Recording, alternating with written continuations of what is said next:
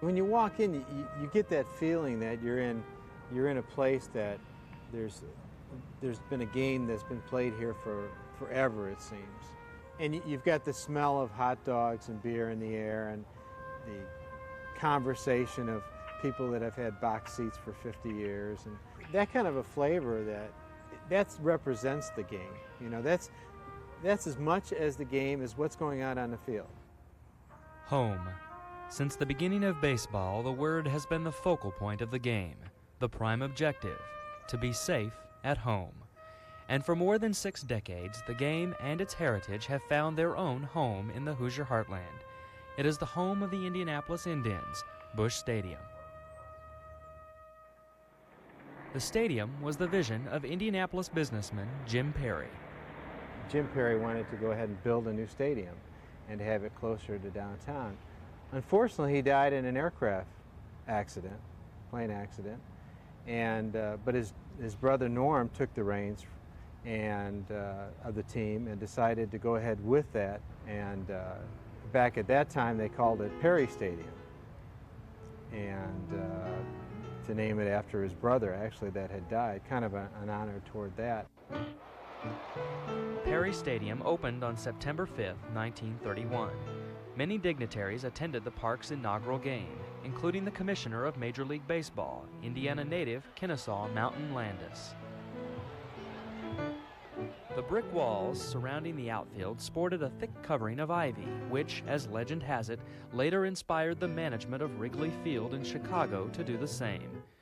Lights encircled the playing field as night baseball came to Indianapolis 3 years before it came to the majors. It was built during the Depression, and there was an awful lot of people out of work. And in fact, we had a lot of people working out here that just wanted to work. They wanted something to do. And Norm would give them a nominal fee, and then later on, I think he made a big contribution to some of the labor unions. Norm Bepley has worked at the ballpark since 1931. Norm Perry hired Bepley as one of the stadium's lighting directors. If a light went out during a game, Bepley would shinny up the light pole and change the bulb. In more than 60 years at the park, Bepley has seen it all, like the many times young lovers came a-courtin' at the park. Oh, they'd get in the corners of left field and hold hands and mooch, and it was quite a scene to just watch them on account of they didn't think anybody else was there, and everybody in the ballpark was watching them.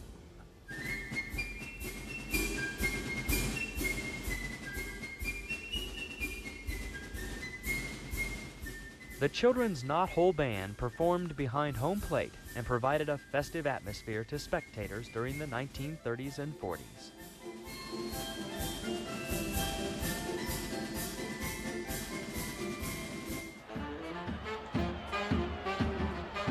One of the most memorable moments in the park's history came in 1933. As part of a special promotion, the Indians paid tribute to Frank Sigafus, the team's outstanding second baseman. They had free admission for that game, and they came up with over 22,000 people showed up. And Busch Stadium couldn't handle but 12,500, so they let the people out in the field, and they sat along the sides of the field and then along the outside of the walls, and they were about 6-7 deep. The most noted ball player in the region was the Indians' speedy shortstop, Owen J. Busch. On the ball field, he was a fireball, but then otherwise, when he's off the ball field, just a great baseball man. And loved the game and played everything to win. Busch played in the big leagues for the Detroit Tigers and often batted before the legendary Ty Cobb.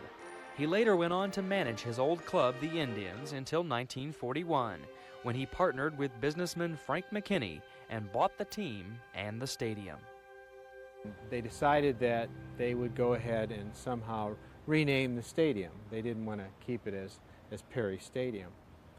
And they decided to come up with a contest in '42 and actually let the fans try to rename the stadium. And somebody came up with the name Victory Field. And they decided that since we were in the midst of a war, that would be a good name for the field.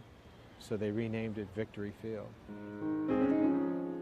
Owen knew everything there was about baseball. He had his own seat here in the stadium that he used to sit in all the time, and he was always very friendly to the fans and would be out watching the games. He was a more personable owner than a lot of people. In 1968, the city renamed the park after Indiana's Mr. Baseball, Owen J. Bush. Even the greatest ball players must eventually surrender to the forces of time and retire. So too must the greatest ballparks. Time and the elements have taken their toll on the old stadium. On deck is a new park, now under construction in downtown Indianapolis. Soon the sun will set on Busch Stadium, and the crack of the bat and the smell of popcorn will fade forever. All that will remain will be our vivid memories of the game and a place where we could celebrate coming home.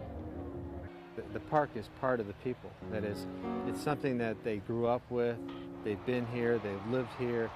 It's just part of their heritage.